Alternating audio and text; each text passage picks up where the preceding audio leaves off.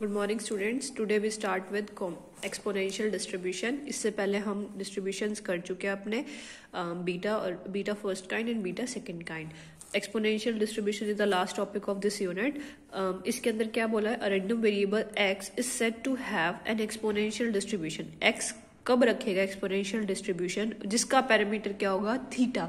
हर तुम्हें ये चीज नोटिस की है कि हर डिस्ट्रीब्यूशन में कोई ना कोई इसका पैरामीटर होता है, तो इसका पैरामीटर कौन है यहाँ पे, थीटा, जो कि हमेशा ग्रेटर देन 0 होना चाहिए। देन जिसका पीडीएफ कैसे दिया जाएगा, थीटा ई की पावर माइनस थीटा एक्स, और एक्स कहां से वेरी कर रहा है, greater than equal to theta, greater than 0 है, थीटा नहीं 0। तो जिस डिस्ट्रीब्यूशन का पैरामीटर एक तो थीटा हो और जिसका पीडीएफ क्या हो, थीटा ई की power minus theta x. X कहां से ग्रेटर है, 0 पे। अब कॉर्डिनेट्स तो है ही, क्योंकि लिमिट तो दे नहीं रखे, तो 0 टू इन्फिनिटी में करेंगे और क्या लगाएंगे, जहां पे भी क्वेश्चन करना हमें इंटीग्रेशन का साइन। और बाकी सब जगह मतलब एक्स जब ग्रेटर देन 0 तब तो हमें ये लेना है, और अदरवाइज में क्या लेना है, 0। अच्छा यहाँ पे देखो ग्रेटर देन इक्वल टू 0, दोनों 0 भी कंटेन्ड है। अब क्यूमुलेटिव डिस्ट्रीब्यूशन क्या होता है, मैंने बोला था जिस पॉइंट तक लेना है, मैंने बोला 0 to 10 तक का निकालना है, तो वो 0 से 10 तक का सारा काउंट कर लेगा, उससे पहले वाली। तो क्यूमुलेटिव डिस्ट्रीब्यूशन का देखो, पीडीएफ तो होता है स्मॉल एफ से और क्यूमुलेटिव होता है कैपिटल एफ से। कैपिटल एफ एक्स क्या होता है, cumulative distribution function F x of किसका, हम एक्सपोनेंशियल का निकाल रहे हैं, उसका फॉर्मूला क्या होगा, जो भी क्वेश्चन में लिमिट दे रखी है 0 टू इन्फिनिटी नहीं होगा यहाँ पे, जहां जिस पॉइंट तक तुम्हें कैलकुलेट करना है। क्यूमुलेटिव क्या होता है कि उससे पहले वाली जितनी भी फ्रीक्वेंसी है, मैंने बोला लेस देन 20 में वो 0 to 10 वाला और 10 to 20 वाला सारा काउंट कर लेगा ना, तो वहां तक की सारी कैलकुलेट कर लेगा जिस भी पॉइंट तक तुम्हें चाहिए। एक्स अगर मैं यहाँ पे 10 लिख दूंगी तो यहाँ पे 10 आ जाएगा, 20 लिखूंगी तो यहाँ पे 20 आ जाएगा। तो 0 to x F of x D x, confuse मत हो ना, यू लिखो डी यू लिखो, कोई फर्क नहीं पड़ता। फंक्शन का इंटीग्रेशन करने के बाद तो आंसर, लिमिट पुट करने के बाद तो एक्स में ही आना है, तो फंक्शन पुट कर दो। अच्छा ये क्यों लिखते हैं, जब भी हमारे लिमिट्स में एक्स दिख रहा है ना, तो यहाँ पे वेरिएबल चेंज कर देते ताकि कंफ्यूज ना हो। तो यहाँ पे क्या है, 0 to एफ एक्स, फंक्शन क्या था हमारा, theta E minus theta x. X है ना, एक्स की जगह बस यू कर देना, इससे कोई फर्क नहीं पड़ता। फर्क इसलिए हमने चेंज किया क्योंकि लिमिट में एक्स दिख रहा है। अगर लिमिट कांस्टेंट होती ना, फिर तो हम यही ले लेते, कांस्टेंट नहीं है, एक्स दिख रहा है, इसलिए हमने इसको ऐसे लिखा। ठीक है, तो x की जगह बस u पुट कर देना, तो यहाँ पे आ जाएगा थीटा ई की power minus theta you. Difference integration किसके रिस्पेक्ट में, u के में, तो थीटा तो कांस्टेंट है, वो बाहर आ जाएगा। 0 to x आ गया, थीटा बाहर आ गया, ये x ना पावर में है इंटीग्रेशन के में, इसकी पावर में नहीं है। अच्छा e की पावर में माइनस थीटा यू का इंटीग्रेशन क्या होता है, जो है वो एज इट इज, और कांस्टेंट थीटा को छोड़ के, यू को छोड़ के जो भी कांस्टेंट है वो बाय में माइनस थीटा। फिर लिमिट पुट कर दो 0 to x, एक बार x पुट करोगे ये आएगा, 0 पुट करोगे। बच्चे क्या करते हैं, 0 पुट करेंगे तो सोचेंगे 0 है, 0 नहीं है। e की पावर में किसी की भी पावर में 0 आता है तो वो 1 बनता है, तो थोड़ा ध्यान रखना, -1 हो रहेगा, और एक बाहर माइनस चल रहा है, तो उसको सॉल्व करने के बाद तो ये तुम्हारा आ गया cumulative function for exponential distribution. कोई भी डिस्ट्रीब्यूशन बोल दे और उसका क्यूमुलेटिव निकालना है तो तुम्हें ऐसे ही करना है, 0 to x। अगर डिस्क्रीट है तो समेशन लगाना है, और कॉन्टिन्यूअस डिस्ट्रीब्यूशन चल रहा है तो इंटीग्रेशन लगा रहे हैं। ठीक है, नेक्स्ट टॉपिक देखो, moment generating function of exponential distribution. अब हमें क्या करना है, क्यों कर रहे हैं मोमेंट, हर क्वेश्चन में तुमने एक चीज नोटिस की होगी, मोमेंट जनरेटिंग फंक्शन निकालते हैं या फिर म्यू आर डैश निकाल लेता है, तो दोनों में से एक निकालो, उसी से हम मीन भी निकाल सकते हैं, वेरिएंस भी, म्यू3 डैश, म्यू3, म्यू4 सब निकाल सकते हैं। तो एक ही टॉपिक कर लेते हैं, उसी से सारे कंप्लीट हो जाते हैं। तो मोमेंट जनरेटिंग फंक्शन का तुम्हें फॉर्मूला पता ही है, mxt का क्या होता है, ई की पावर में tx लिखा। फिर क्वेश्चन जो भी डिस्ट्रीब्यूशन है कौन सा है, एक्सपोनेंशियल, उसके में x कहां से कहां वेरी करता है, 0 to इन्फिनिटी, जो e के साथ है वो एज इट इज, इनटू में F x D x. F x क्या है, जो क्वेश्चन में गिवन है वो पुट कर दिया, एफ एक्स क्या, थीटा ई की पावर माइनस थीटा एक्स, और ई टी एक्स तो इसका चल ही रहा था डी एक्स। फिर थीटा तो कांस्टेंट है, वो बाहर आ गया, जो ई की पावर कलेक्ट कर ली क्योंकि बेस सेम, तो पावर ऐड करने के बाद एक्स अलग चल रहा है। देखो वहां पे यू इसलिए किया था क्योंकि लिमिट में एक्स दिख रहा था, यहाँ पे तो लिमिट में 0 to इन्फिनिटी, इसलिए कोई फर्क पड़ता नहीं है।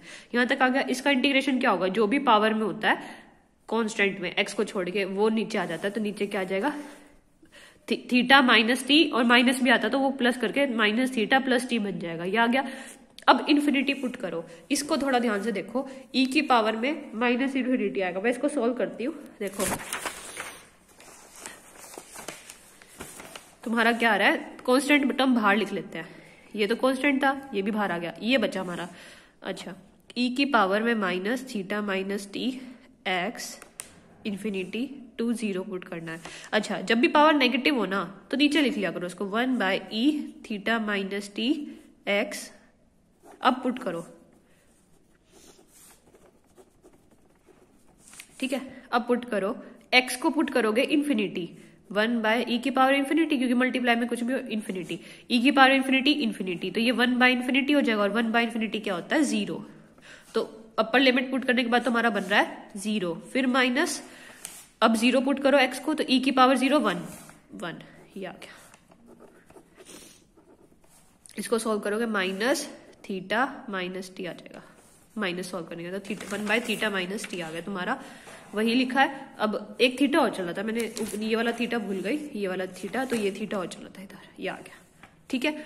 अब क्या किया, इसको ऊपर लिख लिया, थीटा माइनस टी को जब तुम ऊपर लेके जाओगे टी की पावर -1, फिर बायनोमियल एक्सपेंशन मैंने तुम्हें ऑलरेडी बता चुकी है, और नहीं तो तुम्हें ये याद रख लो, 1/x की पावर n होता है, तो 1 plus nx plus n into में n -1/2 फैक्टोरियल। देखो एक टर्म है, यहाँ पे 2 टर्म है, 2 फैक्टोरियल, x की पावर 2 हो जाएगी, फिर 3 टर्म आएंगी बाय 3 फैक्टोरियल, x की पावर 3 है तो 2 तक रुकना, बस ये ध्यान रखना, ठीक है। अप टू सो ऑन, तुम्हें 2-3 टर्म्स ही चाहिए तो वो पुट कर देना, उसके ऊपर बायनोमियल लगा दो। इसके ऊपर लगाने से पहले देखो इधर क्या है, बायनोमियल में 1 है, तो पहले इसको 1 बनाना पड़ेगा। कैसे, थीटा को बाहर ले लो, थीटा को बाहर लोगे तो थीटा के ऊपर भी पावर कितनी आएगी -1, अंदर बचेगा 1 माइनस टी बाय थीटा की पावर -1, ये तो कैंसिल होके 1 हो गया, 1 माइनस टी थीटा की पावर -1। अब लगा दो एक्सपेंशन, फर्स्ट टर्म तो क्या होती है 1 प्लस n क्या होता है nx होती है ना, फर्स्ट नेक्स्ट टर्म क्या है nx, n क्या है -1 और x क्या है माइनस टी थीटा, तो इन दोनों को मल्टीप्लाई करता है एक तरह से, तो t बाय थीटा, ऐसे अप टू सो ऑन सारी टर्म्स लिख लेना। तो ये सारी इसने एक्सपेंशन में लिख दी, ठीक है। ये आ गया तुम्हारा लास्ट mxt आ गया। अब तुम्हें पता ही है कोफिशिएंट ऑफ t की power r by r factorial क्या होता है म्यू r डैश। अब तुम्हें म्यू 1 डैश चाहिए तो कोफिशिएंट ऑफ t की पावर 1/1, तो t की पावर 1/1 फैक्टोरियल लिखेंगे 1/थीटा आ गया, ठीक है। म्यू 2 डैश का क्या होगा t²/2 चाहिए था, तो देखो इधर नहीं है तो मैं क्या करूंगी, इधर 2 से मल्टीप्लाई 2 से डिवाइड, तो 2/θ² आ जाएगा तुम्हारा म्यू 2 डैश। फिर वेरियंस क्या होता है mu 2 dash minus mu 1 dash का स्क्वायर, ये तुम्हारा वेरियंस आ गया।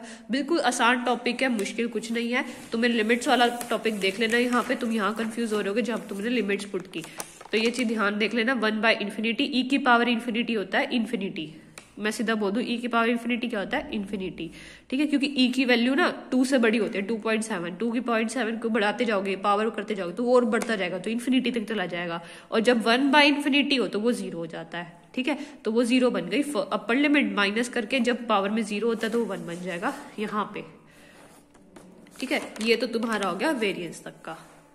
ऐसे ही इसमें एक रिमार्क दे दिया, इसका मीन क्या आया 1/थीटा और इसका वेरियंस आया 1/θ²। अब तुम एक चीज मैं यही बोल रही हूँ, इसमें जो वेरियंस होता है इसका मीन कैसे डिपेंड करता है थीटा पे।